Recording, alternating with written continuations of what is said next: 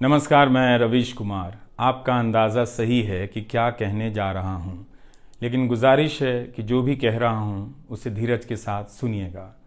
भारत की पत्रकारिता में स्वर्ण युग तो कभी था भी नहीं, लेकिन आज के दौर की तरह भस्म युग भी नहीं था।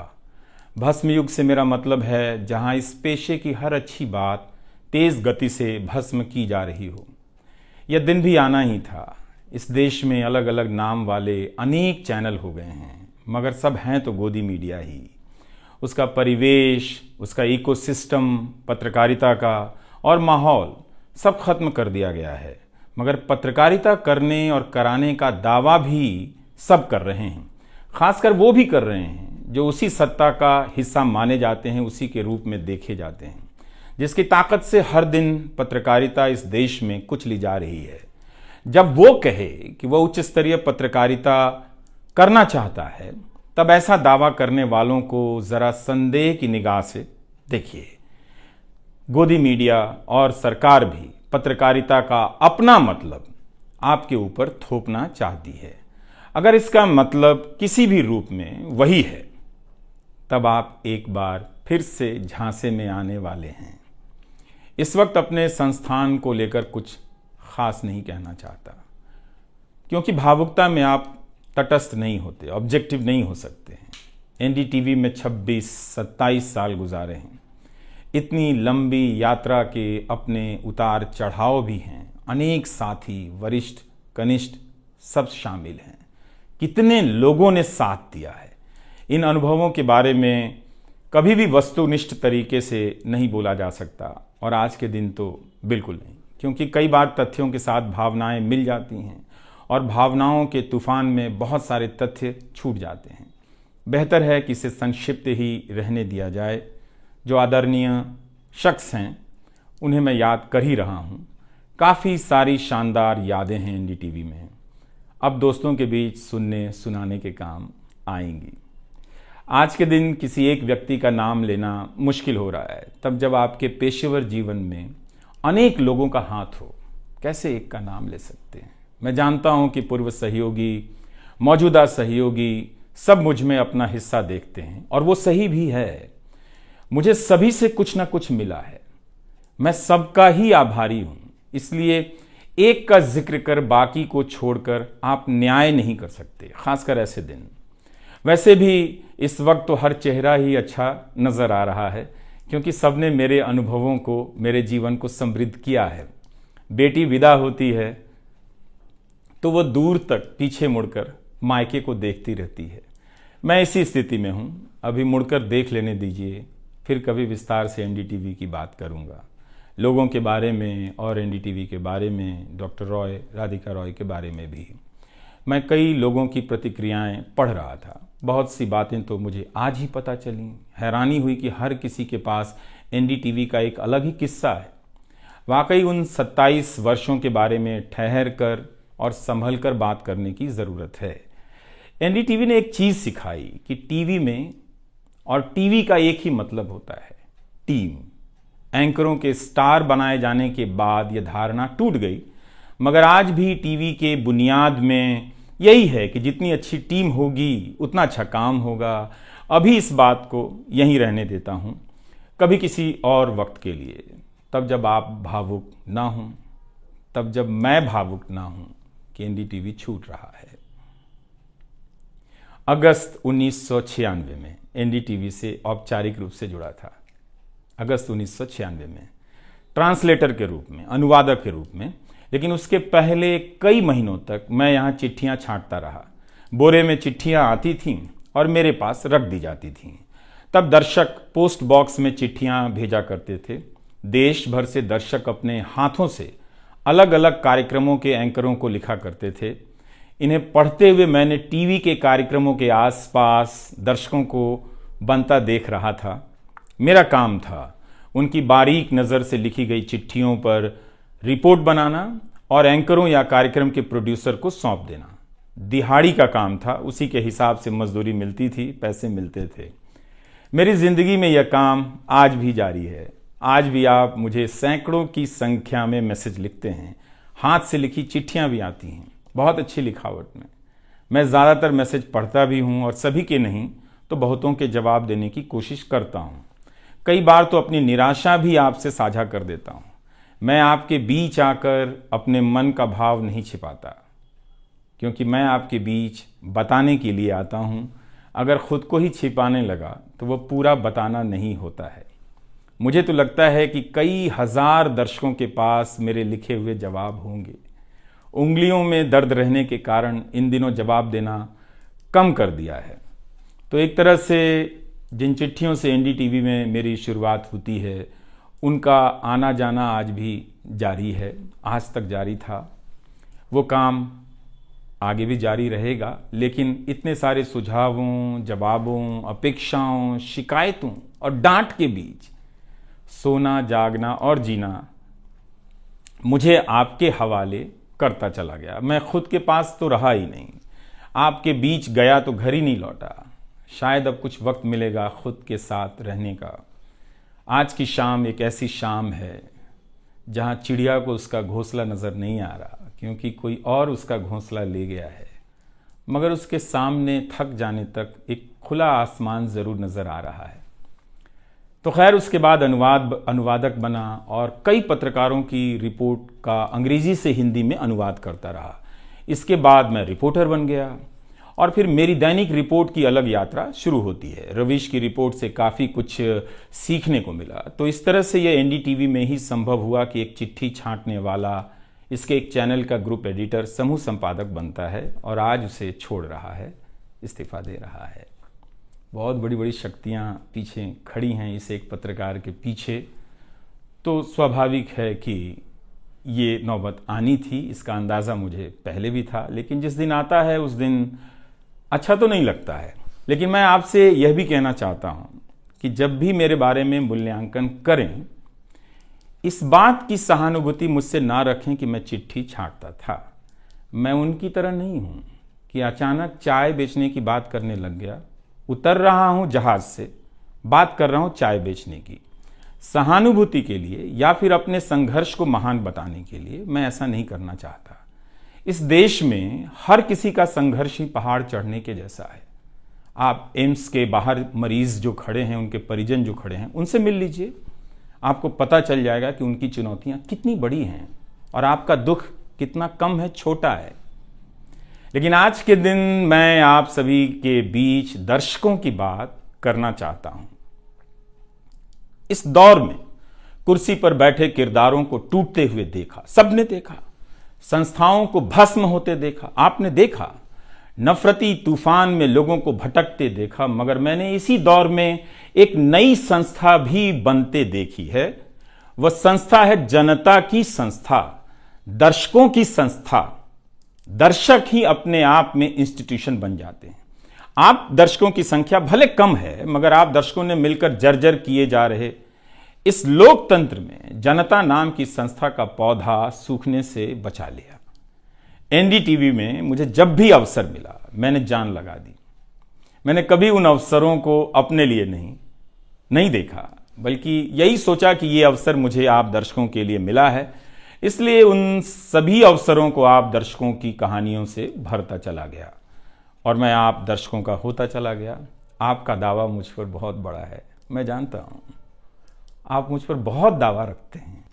मेरे आसपास आप दर्शकों की वजह से एक न्यूज रूम बन गया था, पब्लिक न्यूज रूम, जो दफ्तर के भीतर नहीं, आपके घरों में था, आपके दिमाग में था। दुनिया भर में फैले कितने दर्शकों ने आगे आकर मेरी मदद की है। आपने कभी मुझसे पैसे भी नहीं मांगे, कभी एहसान तक नहीं जताया। विदेशों में मेरे लिए वीडियो रिकॉर्ड किया, रिसर्च किया। मेरा हर कार्यक्रम किसी न किसी दर्शक के सहयोग का उदाहरण है। आप दर्शकों ने मेरी जानकारियों को दुरुस्त किया है, गलती की है तो डांटा भी है और काफी कुछ उसमें जोड़ भी दिया है। कई सारे एक्सपर्ट, कई सारे छात्र, कई सारे प्रवासी भारतीय, स्थानीय भारतीय दर्शक बनने के साथ साथ मेरा साथ दे रहे थे और पत्रकार भी बन रहे थे और इस पेशे के एक छोटे से द्वीप को बचा रहे थे। इस प्रक्रिया को बिखरते देखना, दर्शकों के बनने की प्रक्रिया को बिखरते देखना और फिर से बनते देखना बहुत सुखद अनुभव रहा। आप दर्शकों में से कईयों ने मेरे लिए अलग अलग भाषाओं से अनुवाद तक कर दिया। संसाधनों की हमेशा मेरे पास कमी रही, मगर आप सभी ने मिलकर पूरी कर दी, सिर्फ इसलिए कि प्राइम टाइम में जो भी जाए ठीक से जाए। वो मेरा नहीं, आपका प्राइम टाइम था। कभी खराब शो कर दिया तो आपने अपनी निराशा बताने में कोई संकोच नहीं की। आप वाकई लाजवाब हैं। दर्शक ही मेरे नियमित संपादक हैं, निरंतर संपादक हैं आप दर्शक मेरे। मैं अक्सर कहता हूं कि एक पेड़ में कई बारिशों का पानी होता है। आपके जैसे दर्शकों के होने में ही किसी रवीश कुमार का होना है। आप हर मौसम में बरसात बनकर आ जाते हैं, सूखते पेड़ों को हरा करने आ जाते हैं। आज आपकी बदौलत यूट्यूब पर, ट्विटर पर कितने ही पत्रकार खड़े हो गए। आप उन सभी के पीछे खड़े हैं। आज कई वेबसाइट हैं जिन्हें आप सब्सक्रिप्शन के बहाने आर्थिक मदद देते हैं। जब लोकतंत्र में एक भी संस्था नजर नहीं आ रही थी, अदालतें कमजोर नजर आ रही थी, आ रही हैं, आप दर्शक नजर आ रहे थे। आज के दौर में आप ही पत्रकारिता के सबसे बड़े संस्थान हैं। पत्रकारिता अब संस्थानों में नहीं बची है, आप जैसे दर्शकों के बीच बची हुई है, जिनकी मदद से आज पत्रकार सवाल पूछ रहे हैं। यही आपका इस वक्त में सबसे बड़ा योगदान है।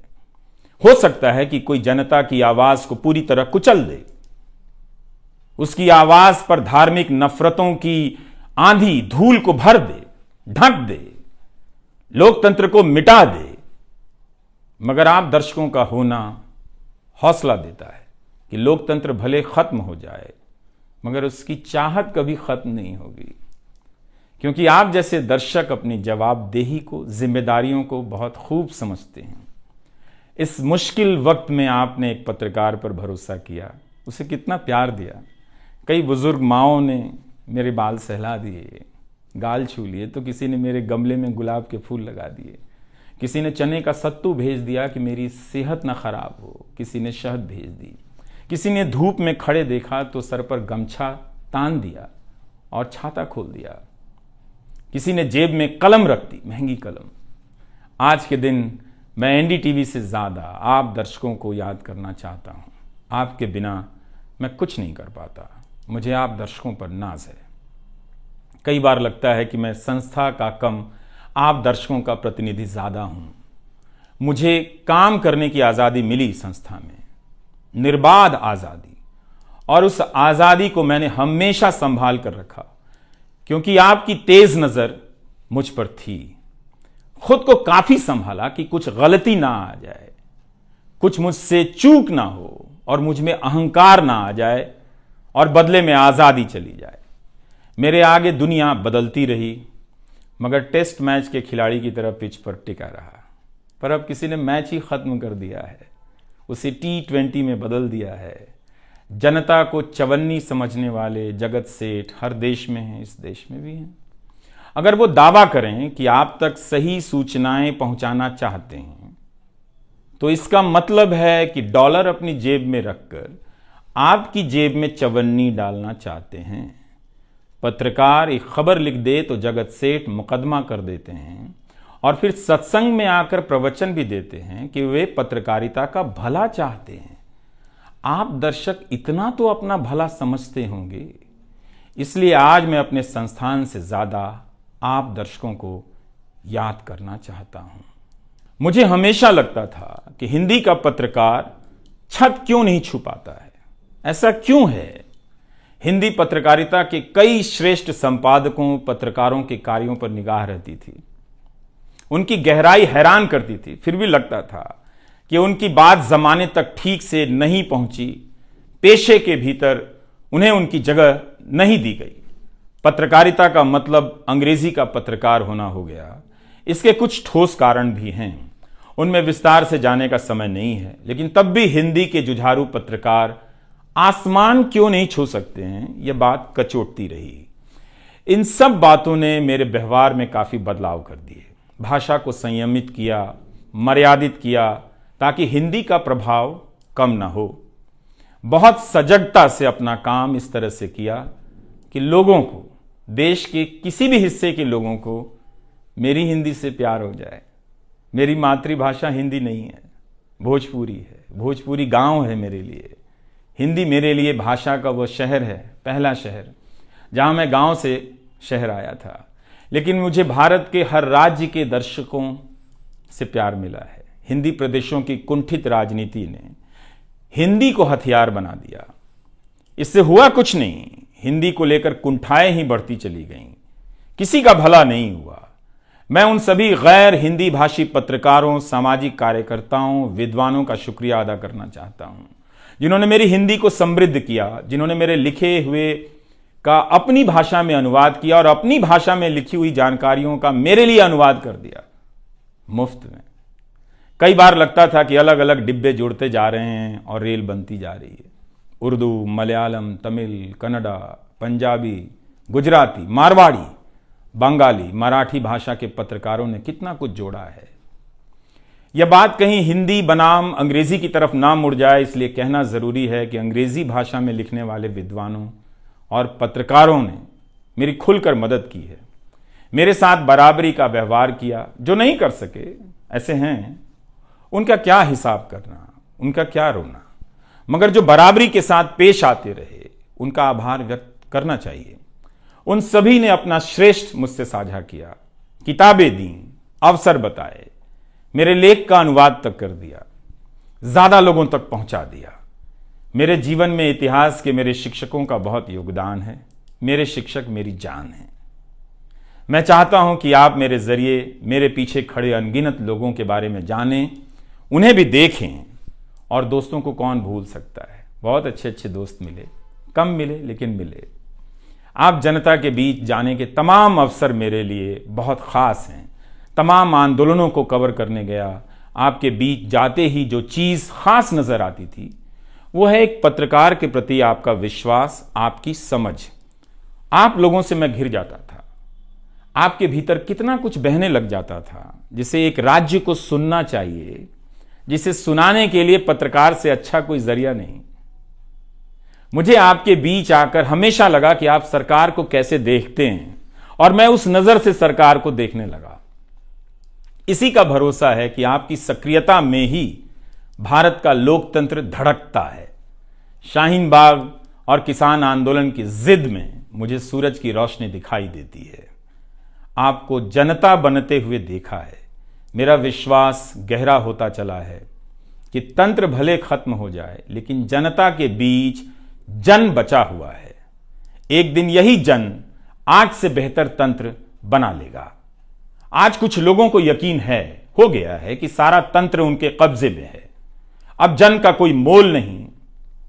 मीडिया को खत्म कर विपक्ष और जनता को खत्म किया जा चुका है। ऐसा सही भी है, मगर यही शाश्वत नहीं है। एक ना एक दिन जब लोग अपनी नफरतों से जर्जर हो जाएंगे, उनकी नफरतें उनके शरीर से दरकने लग जाएंगी, तब उन्हें किसी नई जमीन की तलाश होगी, किसी पत्रकार की याद आएगी। नफरत की गुलामी से बाहर आने का रास्ता आप ही बनाएंगे, आपको ही बनाना है। एनडीटीवी में मैंने लिखना, बोलना सीखा, दिखना सीखा, अच्छे कपड़े पहनना सीखा, टाई पहननी सीखी। बस केवल डांस नहीं आया, क्योंकि काम से वक्त ही नहीं मिला। आप सीख लीजिएगा। आज के दिन मैं अपनी महिला सहयोगियों को खास तौर से याद करना चाहता हूं। काम के प्रति ईमानदारी, टिक कर काम करना और पेशे की नैतिकता की समझ मुझे अपनी महिला सहयोगियों से मिली है, और मैंने उनसे चुरा भी ली है। उनसे मेरी सामाजिक और नैतिक समझ बहुत बेहतर हुई। मेरी इस यात्रा में बहुत सी समझदार औरतें और लड़कियों के अनुभव शामिल हैं। मेरी जीवन साथी का भी, मेरी बेटियों का भी, मेरे सास ससुर ने बहुत साथ दिया ताकि मैं बाहर जाकर रिपोर्ट कर सकूं।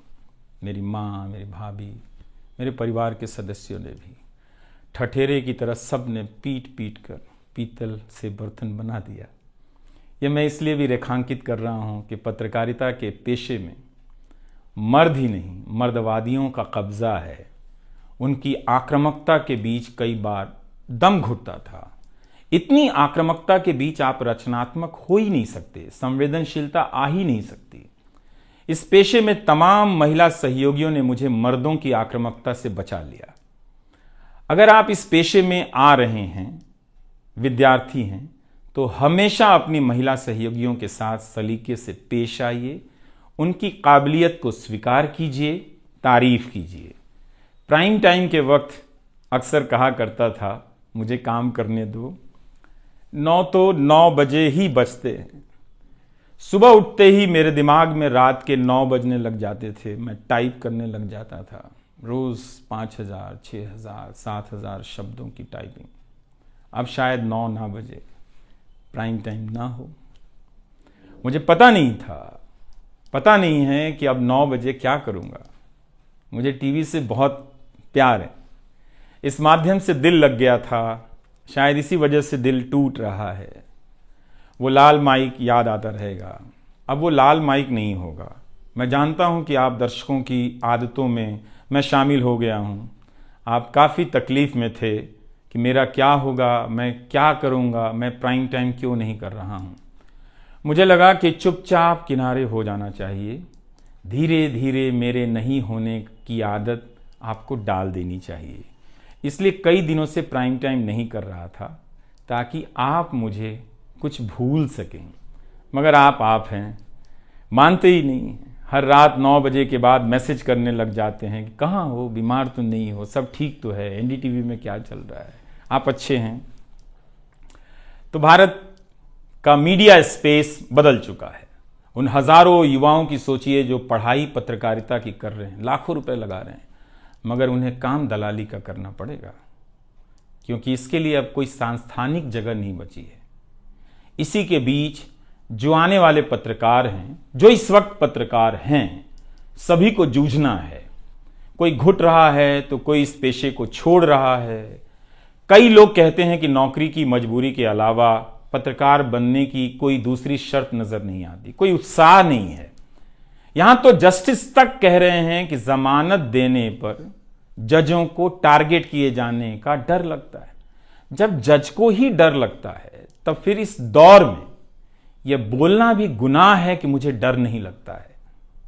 एक डरा हुआ पत्रकार मरा हुआ नागरिक पैदा करता है। इसलिए बोला कीजिए कि हमें डर नहीं लगता है। आप उस देश के नागरिक हैं जिसने नंगे पांव ब्रिटिश साम्राज्य को घुटने पर झुका दिया। कोई कारण नहीं कि मैं आप पर भरोसा ना करूं कि एक दिन आप गोदी मीडिया की इस गुलामी से बाहर आएंगे। आप हमेशा इस गुलामी में नहीं रह सकते। इसकी गुलामी से आपको लड़ना ही पड़ेगा। यह सबकी लड़ाई है। इस लड़ाई के बिना आप दुनिया में सर उठाकर नहीं चल सकते। आपकी यही पहचान होगी कि आजाद देश के गोदी मीडिया के गुलाम हैं। इसके खतरे की गंभीरता को समझिए।